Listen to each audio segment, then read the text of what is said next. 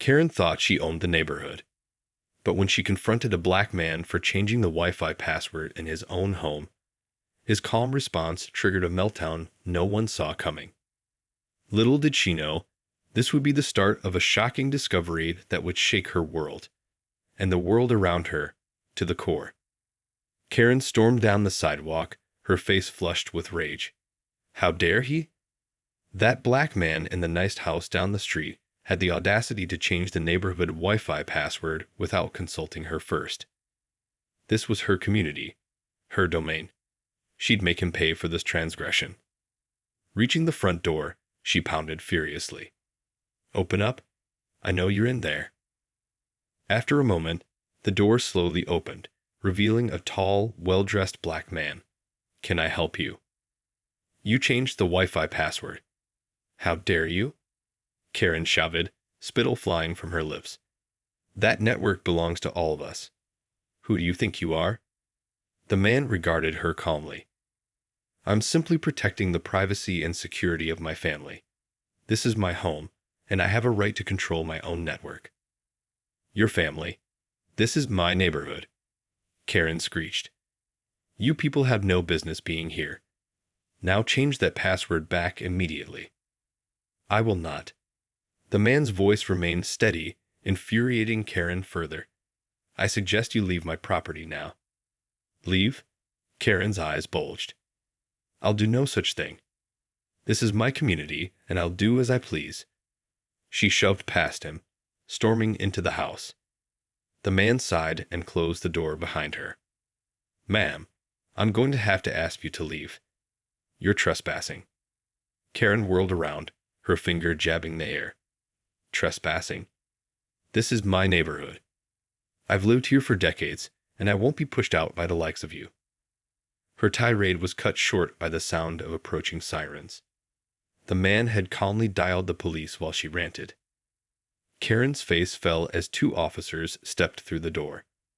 What's going on here? One of them asked. This woman is trespassing and harassing me in my own home, the man said. I'd like her removed. Karen's mouth opened and closed like a fish out of water as the officers turned to her. Ma'am, you need to leave the premises immediately or you'll be arrested for trespassing. As the officers escorted the seething Karen out, the man watched with a solemn expression. Little did she know, her shocking behavior was about to uncover a truth that would change everything. The squad car rolled up to the curb as the two officers guided a fuming Karen into the backseat. She glared daggers at the man standing on his porch, watching the scene unfold. This isn't over, she spat. You'll all pay for this. The officers exchanged a weary glance. Ma'am, I'd suggest you calm down before we have any more trouble, one of them said firmly. As the car pulled away, the man sighed and ran a hand through his hair. That confrontation had been brewing for a while. He'd noticed Karen's hostile glares and suspicious looks whenever he was out in the neighborhood. But he never imagined she would escalate things to this degree. Closing the door, he turned to his wife, who had been watching nervously from the living room. Honey, I think it's time we had a serious talk with the HOA about that woman's behavior. His wife nodded, her brow furrowed with concern. I can't believe she just barged in like that. And the way she was talking. It was like she really thinks she owns this whole area. Unfortunately, I've seen this kind of entitled mentality before, the man said grimly. Some people just can't stand the idea of a successful black family moving into their neighborhood. He shook his head. I try to be understanding, but her actions crossed a line. We need to make sure she's held accountable. Walking over to the computer, he pulled up the security footage from the front door camera. As he watched the confrontation play out, a faint glimmer of an idea began to form in his mind. Perhaps this was an opportunity to shine a light on the darker undercurrents flowing through their community. Honey, I have a plan, he said thoughtfully, but it's going to require us to do a little digging. His wife looked at him curiously. What kind of digging? The kind that might just expose Karen's true colors, and a lot of other things we'd rather not know about our neighbors, he replied. Are you ready for that? She hesitated, then nodded resolutely. If it means putting a stop to this kind of behavior, then yes, I'm ready. With that, the man set to work, determined to uncover the truth, no matter where it led. As the police car drove Karen home, the silence in the backseat was deafening. She fumed, her mind racing with indignation. How dare that man defy her in her own neighborhood? Didn't he know his place? When the car pulled up to her driveway, Karen stormed out without a word, slamming the door behind her. Stomping up to her front porch, she paused, her eyes narrowing as she noticed an unfamiliar car parked a few houses down. Curiosity getting the better of her, she marched over, intent on confronting whoever dared to intrude on her domain. As she drew closer, she recognized the vehicle. It belonged to the black family that had recently moved in. Karen's lips curled into a sneer. So, they were already scheming against her, were they? Well, she wouldn't stand for it. Bursting through the front door, without so much as a knock, she found the man and his wife seated at the kitchen table, deep in conversation. They both looked up, startled by her sudden intrusion. "What do you think you're doing?" Karen spat. "I saw your car out front. Are you spying on me?" The man regarded her calmly. "We're not spying on you, Karen. We're simply discussing how to address your concerning behavior." "My behavior?" Karen scoffed. "I'm not the one barging into other people's homes uninvited." "You came into our home uninvited and trespassed," the man pointed out. "That's why the police were called." Karen's face flushed with indignation. "I have every right to be here. This is my neighborhood." "No, Karen," the man said firmly. "This is our home, and we have just as much right to be here as you do. In fact, we've done our research, and it seems you've been harassing us and other minority families in the area for some time now." Karen's eyes widened. "What are you talking about?" "We've been documenting incidents of you making racist comments, filing false complaints, and generally trying to intimidate us and our neighbors," the man continued. "And we have proof." Karen's mouth opened and closed like a fish out of water. "Proof? What proof? You're lying." "We have security footage, witness statements, and even some records from the homeowners association," the man said calmly. "It's all very well documented." Karen's face contorted with rage. "You can't do this. I won't let you," she screeched. "I think you'll find that we can, and we will," the man replied. "We're going to the authorities with this, Karen. Your reign of terror in this neighborhood is over." As Karen stood there, seething with impotent fury, the man and his wife exchanged a somber glance. They knew this was only the beginning of a long and difficult battle, but they were determined to see it through. Karen stormed out of the black family's home, her mind reeling. Proof. They had proof of her harassing the neighborhood. How dare they? This was her territory, her domain. She wouldn't let some newcomers take it away from her. Reaching her own house, she slammed the door behind her, her fingers trembling as she frantically dialed a number on her phone. "Hello?" A gruff voice answered. "It's Karen. We have a problem," she said, her voice quivering with barely contained rage. "What kind of problem?" the voice on the other end responded. "That black family down the street. They're trying to turn the entire neighborhood against me," Karen exclaimed. "I need your help to stop them." There was a brief pause. "What do you want me to do?" "I want you to make them disappear," Karen hissed. "I don't care how you do it. Just get them out of my neighborhood. They're ruining everything." Another pause, then a sigh. "Karen, you know I can't just make people disappear. That's not how this works." "Then what good are you?" Karen spat. "I've been paying you for years to keep this neighborhood the way I want it. If you can't handle a couple of troublemakers, then what am I paying you for?" "Look, Karen, I understand your frustration, but you're asking me to do something illegal," the voice replied. "I can't risk getting involved in that kind of thing. You're going to have to handle this yourself." "Handle it myself?" Karen's voice rose to a shriek. Do you have any idea who you're talking to? This is my neighborhood. I won't let some outsiders come in and ruin everything I've worked for. I'm sorry, Karen, but you're on your own with this one, the voice said firmly. I can't help you. With that, the line went dead, leaving Karen standing there, her face twisted in rage. Her plan had backfired, and now she was left to face the consequences alone. Pacing back and forth, she tried to come up with a new strategy. There had to be a way to get rid of that black family and restore order to her community. She wouldn't let them win without a fight. As the sun began to set, a twisted smile slowly spread across Karen's face. She had an idea, a dangerous one, but one that just might work. It was time to take matters into her own hands. The next morning, the black family awoke to find their car tires slashed. Horrified, they called the police, who dutifully arrived to investigate the vandalism. As the officers took statements and gathered evidence, the man and his wife exchanged a worried glance. They had anticipated some form of retaliation from Karen, but this was more than they had bargained for. I'm afraid this is just the beginning, the man said, his voice laced with concern. We need to be extra vigilant from now on. His wife nodded, her face pale. I was afraid of this. Do you think she'll escalate things even further? Honestly, I wouldn't put anything past her at this point, the man replied. We need to document everything and make sure the authorities are aware of the situation. As the police finished their investigation, one of the officers approached the couple. We'll do our best to find out who's responsible for this, but I have to warn you. Vandalism cases can be difficult to crack, especially without any witnesses. The man sighed. I understand. Thank you for your efforts, officer. Once the police had departed, the couple retreated inside, their nerves frayed.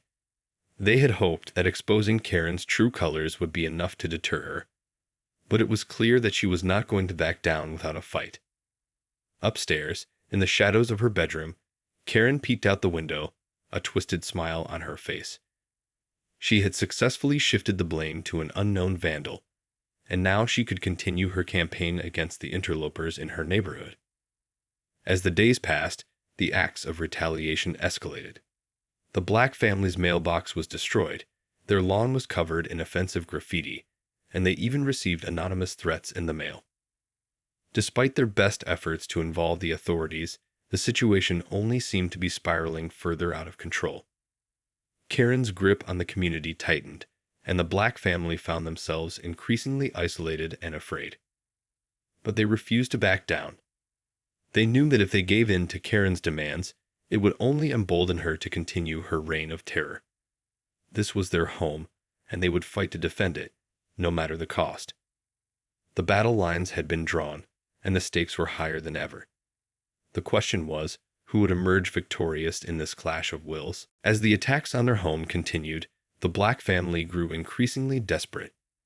They had tried to reason with Karen, to appeal to her sense of community, but she seemed hell-bent on driving them out by any means necessary.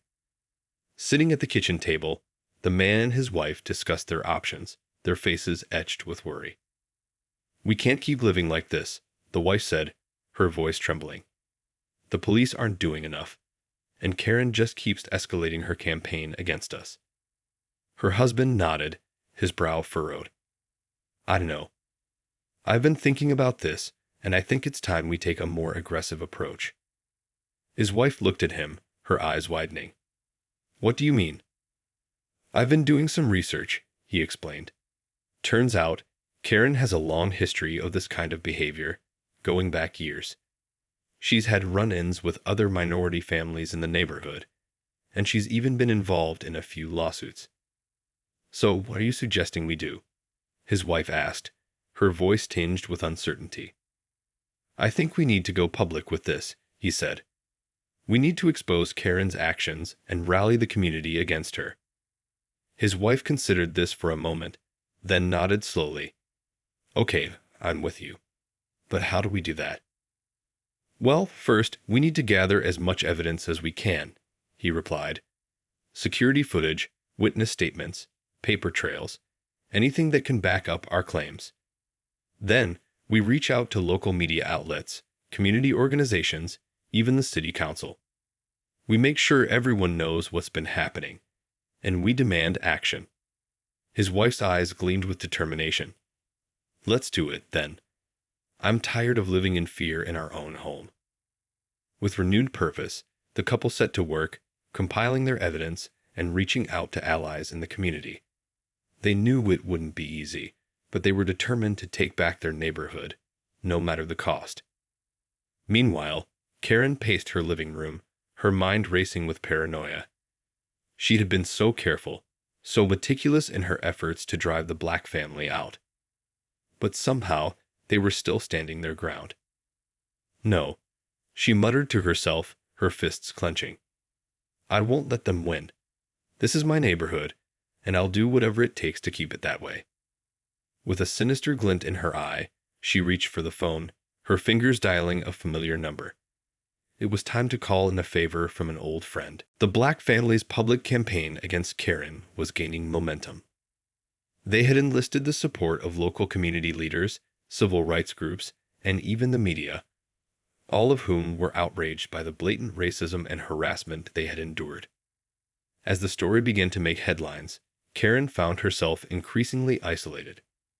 Her longtime allies and supporters, once willing to turn a blind eye to her behavior, now distanced themselves, fearful of the consequences of being associated with her. Desperate, Karen resorted to even more desperate measures. She reached out to an old acquaintance, a man with a reputation for handling delicate situations. I need your help, she pleaded over the phone. Those people are ruining everything. You have to make them go away, no matter what it takes. There was a long pause on the other end of the line. Karen, you know I can't do that. I've told you before, I don't get involved in anything illegal. But this is my neighborhood, Karen shrieked. They're the ones who don't belong here. You have to do something. I'm sorry, Karen, but I can't help you, the man replied, his voice firm. If you keep this up, you're going to end up in serious trouble. It's time to let this go. Karen's face twisted with rage. Let it go. After everything I've done to keep this place the way it's supposed to be. No, I won't let them win. I'll do it myself if I have to. With that, she slammed down the phone, her mind racing. If no one else was willing to do what was necessary, then she would have to take matters into her own hands. That night, as the Black family slept, a dark figure crept through their yard, approaching the front door. A gloved hand reached for the doorknob, turning it slowly and quietly. The sound of a floorboard creaking caused the figure to freeze, their heart pounding. After a tense moment, the sound of steady breathing confirmed that the occupants remained asleep. Carefully, the figure slipped inside, their movements silent and deliberate. They made their way through the house, searching for their target. Suddenly, a light flashed on, and the figure whirled around to find the man of the house standing in the hallway, a shotgun leveled at their chest. I knew you'd come, the man said, his voice steady. Now get out of my house before I call the police. The figure hesitated, then slowly raised their hands in surrender. As the mask was pulled away, Karen's eyes widened in shock and dismay. Her last-ditch attempt to reclaim her neighborhood had backfired, and now she was facing the consequences of her actions. The battle for control was over, and she had lost. As the police led a handcuffed Karen away, the Black family watched solemnly from their front porch. They had hoped it wouldn't come to this, but Karen's relentless campaign of harassment and intimidation had left them no choice. I can't believe she actually broke into our home, the man said, shaking his head. After everything we tried to do to resolve this peacefully. His wife placed a comforting hand on his arm. I know, but she left us no other option. We had to protect ourselves and our family. The man sighed heavily. I just wish it hadn't come to this. I had hoped that exposing her behavior would be enough to put a stop to it. Sometimes, people like Karen are beyond reasoning with, his wife replied. They're so consumed by their own hate and fear that they lash out, no matter the consequences. As the police car pulled away, the couple turned their attention to the gathered crowd of neighbors and reporters. The story of their struggle had captured the attention of the entire community, and now they had a platform to speak out.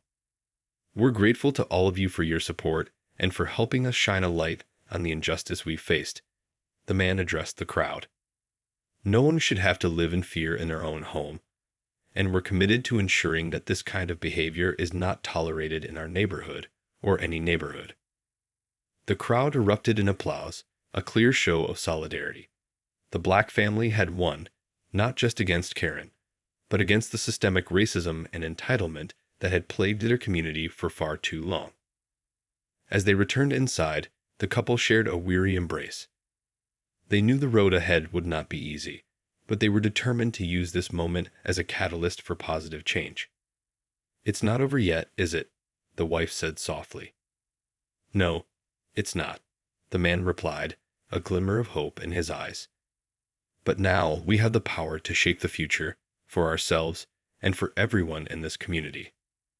With renewed purpose, they set to work, ready to lead the charge towards a more just and equitable world.